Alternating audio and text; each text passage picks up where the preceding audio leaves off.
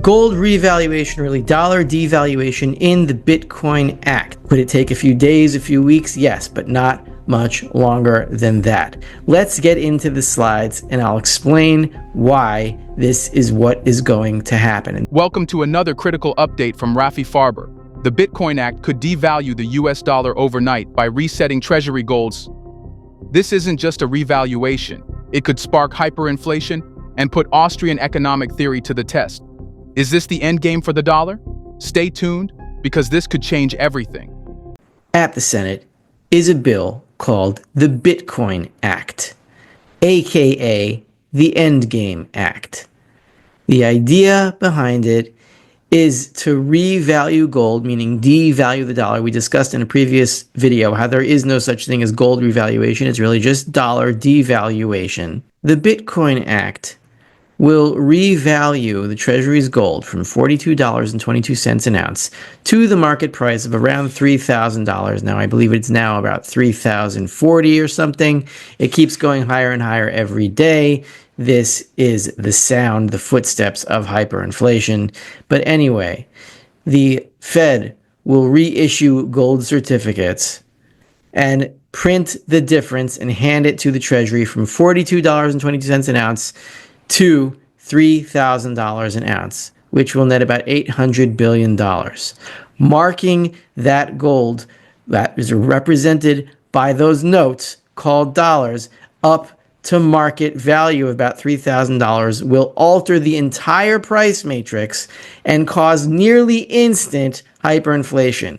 Could it take a few days, a few weeks? Yes, but not much longer than that. Let's get into the slides and I'll explain why this is what is going to happen. And this is going to be, if this passes and gold is actually revalued, the dollar is actually devalued relative to gold, then the positivist theory of the Austrian school that all prices are actually denominated in gold ounces and not in dollars, this will be the ultimate test of that theory. I know the theory is correct because the Austrian school is a positivist school that operates on logical principles going back to first principles, layer by layer by layer. It is not an empirical school, but this would be the most obvious empirical test of Austrian school theory. Gold revaluation, really dollar devaluation in the Bitcoin Act. A bill to establish a strategic Bitcoin reserve and other programs to ensure the transparent management of Bitcoin holdings of the federal government. You'll see that the Bitcoin aspect of the Bitcoin bill is completely irrelevant to the dollar at all, and I'll explain why. This act may be cited as the Boosting Innovation, Technology, and Competitiveness Through Optimized Investment Nationwide Act of 2024, or the Bitcoin Act of 2024. Section 12, or whatever that 12 means, says Federal Reserve System gold certificates not later than 180 days after the date of enactment of this act. The Federal Reserve Bank shall tender all outstanding gold certificates in their custody to the Secretary. Not later than 90 days after the tender of the last such certificate, the Secretary shall issue new gold certificates to the Federal Reserve Banks that reflect the fair market value price of the gold held against such certificates by the Treasury, as of the date specified by the Secretary on each new gold certificate. Upon issue by the Secretary, each Federal Reserve Bank that receives a new gold certificate shall remit the difference in cash value between the old and new gold certificates to the Secretary for deposit in the general fund within 90 days. What this means is that the Fed will print about $800 billion and hand it to the Treasury as the revaluation of its gold certificate account takes place. But really, it's not the gold that is being revalued. It's the dollar. This is a possible timeline that I found on Twitter or X. It's plausible. We'll see. I don't know if anyone understands in the Trump administration what gold is and what the dollar really is. So as far as I know, this is possible. I still think it's unlikely, but a lot of unlikely things have happened these past 2 years, so I don't really count anything out anymore. If this timeline is correct, the dollar will absolutely die this year. I don't know if it's correct. This is just something I found. So it says here, stage Estimated date, bill introduction, March 11th, 2025.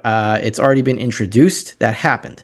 Senate committee hearing, early April 2025. Senate committee vote, mid-April 2025. Senate floor vote, late April or May. House committee action, May 2025. House floor vote, mid-June 2025. We're looking at here a chart of the CPI inflation rate of the 1930s, around the time when the last devaluation of the dollar happened in 1933. You can see here we went from about negative 9% inflation, meaning price deflation of 9% annual, at the time in April, May 1933, when the revaluation took place, from $21 to $35, which was a devaluation of the dollar by 66%.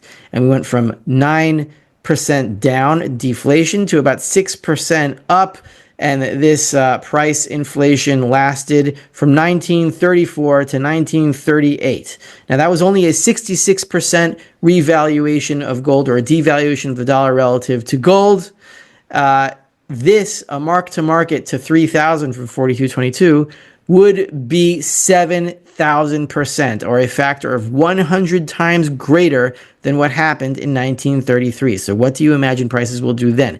This is not a proof of anything. This is an empirical argument, because I realize empirical arguments are more convincing to most people. So I don't need empirical arguments to know that the price matrix is in gold, and a revaluation of gold relative to the dollar, or a mark-to-market to $3,000, would send all prices skyrocketing in dollar terms within weeks, possibly even days. Now, here is the argument. The dollar is still a note for gold. Excuse me, I'm trying to squish it into one screen here. So, first bullet point, due to the Misesian regression principle, which states that all prices must be connected to the past in order to convey any economic information. The only reason you know what to do in the morning is because you know what prices are, and you knew that from yesterday, and so on and so forth, since the price matrix began as gold and the dollar replaced it as a derivative. So, due to the Misesian regression principle, gold is still the price matrix. The rest of the pyramid is on top, affected by the base of that pyramid, which is gold ounces.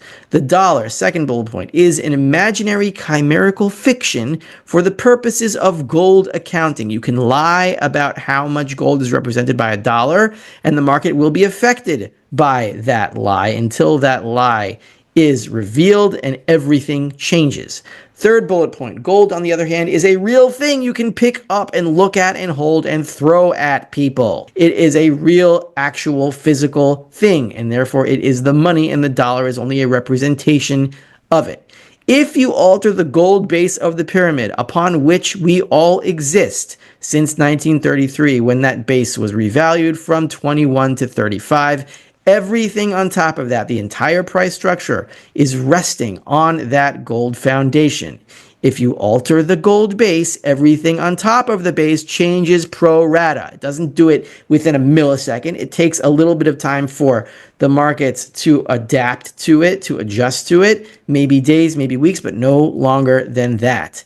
That means, next bullet point, treasuries collapse. What are treasuries? Treasuries are promises to pay in dollars, which are promises to pay in gold. That means treasuries collapse in value, interest rates skyrocket, and all banks that hold these future promises for notes on gold, which are treasuries, collapse in a smoldering heap. Another way to look at it, a bank run, is when the bank does not have the dollars to cover your deposits. Deposits are derivatives of paper dollars, which are derivatives of gold. You, therefore, in a bank run, lose your dollar, lose your purchasing power, and you are a lot poorer. But if you move it up one level to a central bank from a regular bank, a central bank run is when a central bank does not have the gold to cover your dollars, and therefore lose your gold. If you lose your gold in a central bank, you lose your money. It's all the same thing, just one level up. When a central bank run is happening, it's when the currency itself collapses. You don't lose the physical dollars, you lose the representation of gold that they once represented, and therefore you lose your purchasing power. If you believe this is just an accounting gimmick, that it doesn't matter if gold is $42.22 on a balance sheet or $3,000, What's the difference? It's all just a gimmick to print $800 billion so they can spend it on Bitcoin. Ask yourself this question. If gold is not money, if the real price matrix is not gold ounces but rather dollars, then why does the Fed maintain an absurdly obvious fiction on its balance sheet? Why don't they just say, well, the gold is $3,000 an ounce now, so here, Treasury, here is your hunk of dollars. Enjoy your Bitcoin. Enjoy cracking up the foundations of your entire monetary system in order to add another layer on top so you can see above the clouds and watch what happens to your palace. The answer is because gold is the price matrix, because everything is priced in ounces of gold through a derivative called a dollar. Now, people have asked me, what if they don't buy Bitcoin with these dollars? My answer is it doesn't matter what they buy. They don't even have to buy anything. It's not a question of the money supply adding 800 billion units to it. That doesn't really matter that much. The money supply is already like 23, 24 trillion or whatever it is. Another 800 billion is not going to cause prices to triple, quadruple, quintuple in a few weeks. The issue is the revaluation of gold itself. Once the fiction of 4222 is admitted as a fiction officially, the entire price matrix is going to change very quickly. All of the purchasing power for all of the capital on the planet is going to be sucked out of dollars, and all of its derivatives, which includes every other currency on the planet, because the dollar is the reserve currency of the world, and all of that purchasing power will be vacuumed into gold. And if the gold to silver ratio is even maintained at 80, 90 to 1 or whatever it is, which it will be even in the worst case scenario, silver will move up pro rata with gold. And in the event this actually happens, then I believe that ratio will finally head towards 15 to 1. So yes, silver holders, you're safe. If there's a gold revaluation, silver will also be affected even more so. And so I hope this bill passes. We can rip off the Band-Aid and get to the end game statutorily.